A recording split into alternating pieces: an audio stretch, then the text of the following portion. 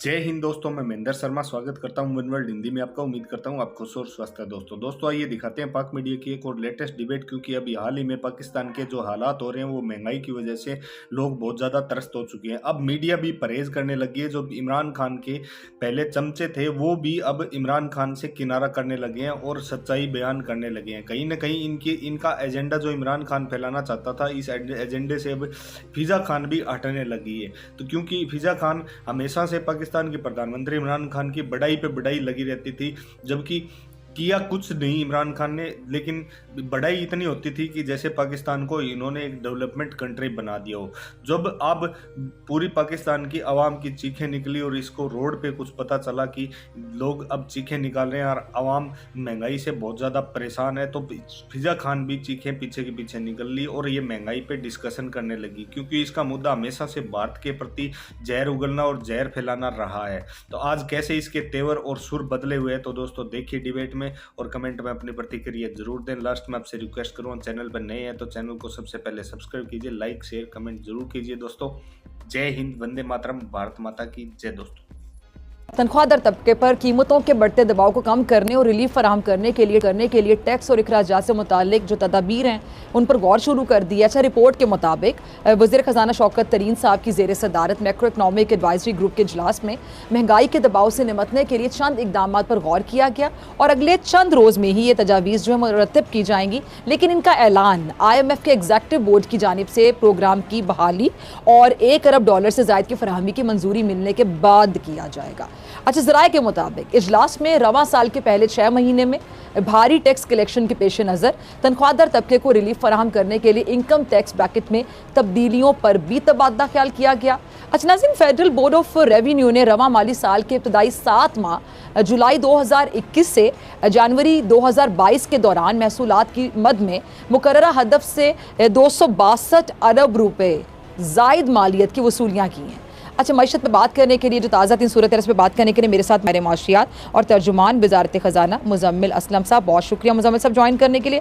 मुज़म्मिल साहब, सबसे पहले मैं बात करना चाहूँगी, ये जो कर्ज़ लेने वाली अफवाहें हैं, खबरें ये चलाई गई हैं कि जी पाकिस्तान को चीन से $3 अरब, रूस और काज़ाकिस्तान से $2 अरब कर्ज मिलने का इम्कान है और चीन से $3 अरब का जो कर्ज है वो ज़र मुबादला के ज़खायर मुस्तहकम करने के लिए लिया जाएगा। तो इक़्तिसादी अमूर डिवीजन ने इन सब बातों की बहरहाल तरदीद कर दी है। आपको क्या लगता है ये खबरें, अब ज़ाहिर बात जब तरदीद आई है तो हम इसको अभी तो रूमर्स ही कहेंगे, अफवाहें ही कहेंगे, तो क्यों ये रूमर्स या अफवाहें फैलाई जाती हैं? ज़ाहिर बात है अफवाह के पीछे भी कोई ना कोई मकसद होता है। देखिए, बात यह कि वजीर आजम जो है चीन के दौरे पे जा रहे हैं जमेरात को, और ये ऐन उस वक्त हुआ जब हुकूमत की तरफ से कोई इस तरीके की ना ऐलान हुआ ना कुछ हुआ, और एक प्रोग्राम में टीवी के बोला गया कि मैंने डॉक्यूमेंट्स देखे हैं और हुकूमत पाकिस्तान दरख्वास्त कर रही है। फिर अगले दिन कुछ टीवी चैनल्स ने, बल्कि तमाम टीवी चैनल्स ने जो है 3 के साथ 2 और लगा दी, जो एक नॉर्मल अल्फाज में जिसे कहते हैं मजाकिया 3 लगा के बात करने वाली है, 4 लगा के जैसे कहते हैं बात कर दी उसने। फिर इकोनॉमिक अफेयर डिवीजन जिसको उमर अयूब साहब हेड करते हैं, उनके मिनिस्ट्री से जो है लिंक कर दिया उसे, तो उन्होंने उसकी वजाहत दे दी कि भाई मेरा इदारा कम अज कम ये बात नहीं कर। देखिए फिर 2 बातें बड़ी क्लियर है, दुनिया का कोई मुल्क कर्ज लिए बगैर नहीं चलता, चाहे वो अमेरिका हो, चाहे चीन हो, चाहे जापान हो, और वो जितने भी अमीर हो वो कर्ज लेते हैं, ठीक है। सिंगापुर जिस इतना अमीर मुल्क है वो भी, उसका भी 100% से ज्यादा कर्जा है। तो इस चीज का भतंगड़ बना देना कि पाकिस्तान चीन से जो है नया कर्ज मांगने जा रहा है, ये जा रहा है, ये कोई मतलब कोई अनयूजुअल चीज नहीं है, नंबर 1। और दूसरी चीज ये कि जब चीन का दौरा हो रहा था तो उससे पहले जो है इस तरह की अफवाहें गर्म कर देना, ये कोई कौम की खिदमत नहीं कर रहे हैं आप। मतलब आप उधर जा रहे हैं विंटर ओलंपिक्स के लिए, खैर सगाली के एक प्रोग्राम के लिए, और उसके पीछे जो है आप जो है इस तरीके की जो है अफवाहें उड़ा देते हैं कि सऊदी अरब भी गए थे वजीर आजम, वहां पे एक बात हुई, सऊदी अरब ने हमें $3 अरब का डिपॉजिट दिया। तो हुकूमत ने खुद ऐलान किया, जल्दी किस बात की है? अगर कोई ऐसी चीज होगी तो हमने कोई छुपाना थोड़ी है, हमने बता देना है। लेकिन अलग अलग नामों से कि जी हमने डॉक्यूमेंट देख लिया, मैं वजारत खजाना में मैंने तो ऐसा कोई डॉक्यूमेंट नहीं देखा, मेरे से कोई चीज छुपाते भी नहीं है। तो ये एक बड़ी जिसे कहते हैं बदकिस्मती है, और फिर उसको एक मौजू बना दिया गया कि देखें जी कशकोल हो गया, ये हो गया, वो हो गया। पाकिस्तान भीख मांग रहा है, वो वजीर आजम ने तो कहा था मैं पैसे नहीं लूंगा, मैं ये नहीं लूंगा। अब अगर वो डिपॉजिट फर्ज करें आ भी जाता है तो वो डिपॉजिट है, ठीक है, और अगर मुस्तहकम करने के लिए कोई चीज है तो वो बुरी चीज तो नहीं है, मुल्क के लिए अच्छी चीज है। लेकिन अनफॉर्चुनेटली मैं आपको ये बताऊंगा कि अभी तक ऐसी कोई चीज ना हुकूमत की तरफ से सामने आई है, और ये ट्रिप पूरा का पूरा फॉरेन ऑफिस के अंडर आ रहा है, और फॉरेन ऑफिस जो है इसमें राइट इदारा है जो इस पे क्लैरिटी देगा इस दौरे के बारे में कि इसमें क्या क्या चीजें हतमी होंगी। तो ये अलग अलग लोगों से मंसूब करके अपनी दुकानदारी, इसी तरह आपने देखा IMF के प्रोग्राम में भी लोगों ने किया था, पता नहीं कौन कौन सा टैक्स लगा दिया था, पता नहीं क्या क्या कर दिया था। फिर उसके बाद जो है स्टेट बैंक पे जो है उन्होंने खुद मुख्तारी, तो कभी क्या, कभी मुल्क तोड़ने की बातें तक, यानी आपके मुताबिक मुजाम्मिल ये जो रूमर्स फैलाने वाले हैं ये अपनी अपनी दुकानदारियां कर रहे होते हैं, दुकानें चमका रहे होते हैं। ठीक है जी, मतलब अगर कोई ऐसी हकीकत होगी। अच्छा मुजाम्मिल ये अभी जी जी एक मिनट बता दो जी, अभी हमने सुकूक बॉन्ड $1 अरब का किया था पिछले हफ्ते। जी जी, उसकी प्रेस रिलीज मैं जारी की है, मैंने की है जारी कि जी $1 अरब हमारे मुल्क में आ गए। तो जब आएगी चीज, चांद चढ़ेगा तो देख ले। ठीक है ठीक है। अच्छा मुज़म्मिल, स्टेट बैंक तरमीमी बिल की मंजूरी के बाद अब ये IMF एग्जेक्टिव बोर्ड के इजलास में ये उम्मीद है कि पाकिस्तान के लिए जो कर्ज प्रोग्राम है उस पर मुस्बत फैसला होगा, कोई पॉजिटिविटी, तो ये इसको कैसे आप बताएंगे? ये तो बड़ी अच्छी खबर है अगर ऐसा हो जाता है। नहीं, इंशाल्लाह कल 2 फरवरी को है और बोर्ड का इजलास है, और उसमें जो है पाकिस्तान को जो है $1 अरब हमारे मिल जाएंगे। और अब हमारे IMF प्रोग्राम में भी 7-8 माह रह गए हैं, इसको हम इंशाल्लाह खुशउस्लूबी से मुकम्मल करेंगे। और हमने जितने फैसले किए वो पाकिस्तान के इंटरेस्ट में किए हैं, कोई लोन के लिए हम उतावले नहीं हो रहे थे।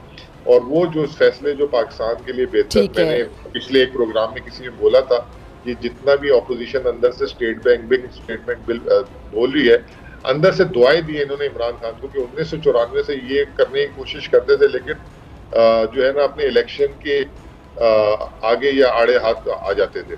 तो अंदर से तो इन्होंने दुआएं दी, क्योंकि अगर ये अभी ना होता तो दूसरी जो भी हुकूमत आती या आएगी अगर मुस्तकबिल में या नहीं, तो उसको ही करना था। ये पाकिस्तान के लिए फैसला था, और ये भी अल्हम्दुलिल्लाह हो गया है। अब आप देखेंगे इंशाल्लाह ताला जैसे ये चीज हुई है, रुपया भी मुस्तहकम होना शुरू हो गया है, स्टॉक एक्सचेंज भी सही होना शुरू हो गई है, एक एनवायरनमेंट बेहतर होना शुरू हो गया। बस एक हमें बड़ी चीज तकलीफ दे रही है, वो आलमी मार्केट में तेल की कीमतें हैं। कल ओगरा की 17 रुपए तक की समरी गई थी, जो वजीर आजम ने फिलहाल मौखर कर दी है, तो वो एक बड़ा एक हमें ट्रबल कर रही है चीज। और ये भी आलमी मार्केट में इस वक्त है, तो अभी हुकूमत ने सिफर कर दिया सेल्स टैक्स, जो 17% लेना चाहिए था।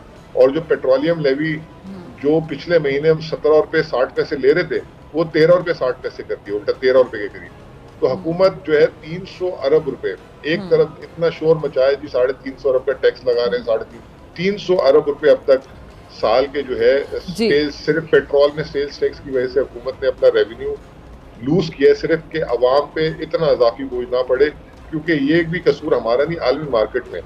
तो हम कोशिश तो बहुत कर रहे हैं बेहतरी लाने की, ठीक है, बाकी जो है कुछ इंटरनेशनल हालात जो है कभी कभार हमारे आड़े आ जाते हैं।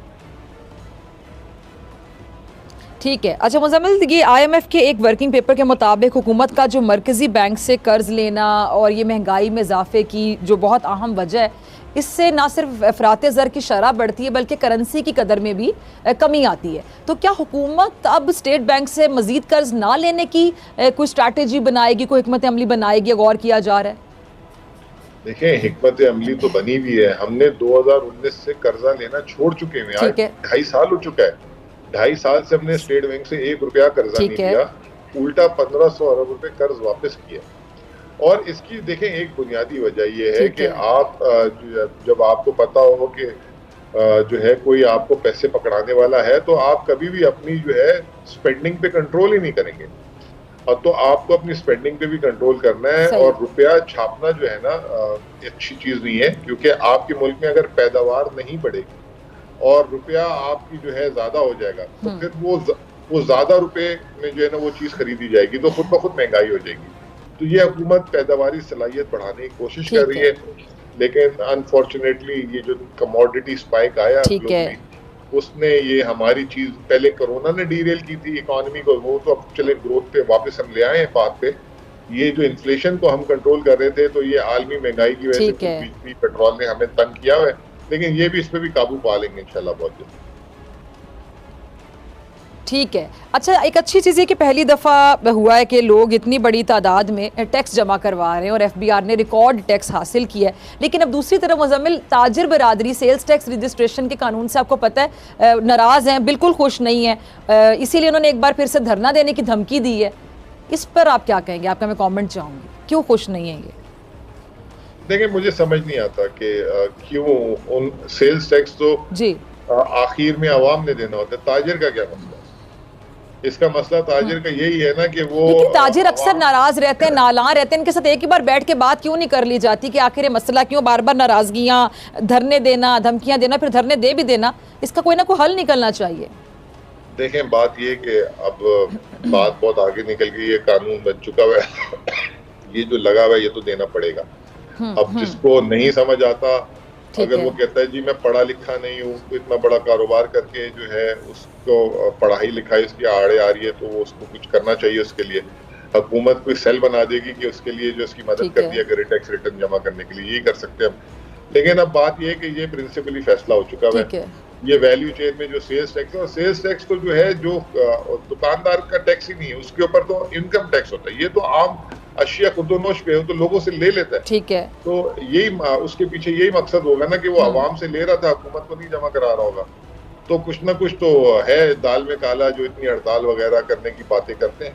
लेकिन ऐसा सच कोई नहीं है, ये जो चंद दुकानदार कर रहे हैं इसमें कि जी हमें फिक्स लगा दो, ये लगा दो, अब वो हमें करना है, वैल्यू चेन में लाना ही लाना है। और बहुत सारी चीजों में तो रिफंड भी है, तो वो रिफंड ले ले।